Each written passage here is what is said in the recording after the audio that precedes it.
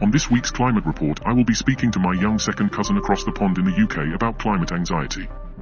A couple of comments by Jianjun Yin, professor of Geosciences at the University of Arizona, about the dramatic surge in ocean levels taking place along the US southeastern and Gulf of Mexico coastlines, where an increase of almost 5 inches has occurred since 2010. Let's get to it. This is Alex. Alex is my second cousin on his mother's side. He and his parents live in the UK. His mother called me a couple of weeks ago and said Alex liked my channel and wanted to speak to me about what he thinks about climate change, which his mother states seems to be uppermost on his and his friends' minds these days. After our conversation, he agreed to appear here to discuss what he thinks about climate change and the impacts that it will have on his generation. So, with his mother's blessing, let me introduce you to Alex. Thanks for agreeing to do this. Why don't you introduce yourself? My name is Alex. I live in London in the UK. I am 9 years old. What do you think about climate change?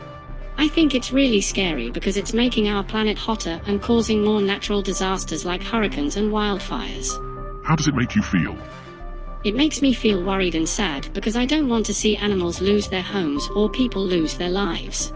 What do you think should be done to stop the changing climate? I think we should use more clean energy like solar and wind power instead of burning fossil fuels like coal and oil.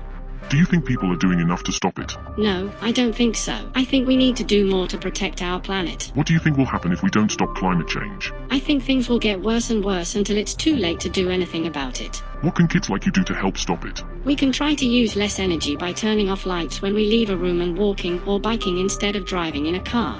Do you think your school is doing enough to teach kids about the subject? No, I don't think so. I wish we could learn more about how we can help protect our planet. What do you think your parents could do to help? They could try to use less energy at home by turning off lights and unplugging electronics when they're not using them. Do you think the government should do more to stop climate change? Yes, I think they should pass laws that encourage people to use clean energy and protect our planet. Thank you, Alex. We will show part 2 at a later date. Even without climate change, the Gulf Coast is most vulnerable to storm surge, particularly at New Orleans, and in response to greenhouse gas portion in the CO2 experiment. So the elevated storm surge along the East Coast is mainly due to the background sea level rise. And also along the Gulf Coast, storm surge is sensitive to the modification of hurricane characteristics under the greenhouse gas forcing. That was Jianjun Yin, professor of Geosciences at the University of Arizona, giving a presentation a couple of years ago. In his new paper, Rapid Decadal Acceleration of Sea Level Rise Along the US East and Gulf Coasts During 2010 to 2022, and its Impact on Hurricane-Induced Storm Surge, he proffers that the entire southeast coast and the Gulf Coast is feeling the impact of the sea level rise acceleration.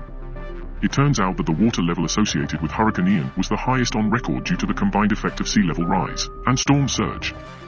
Location ain't what it used to be. Nola has successfully negotiated for her own separate channel within a channel, so will no longer be seen on our regular weekly climate reports.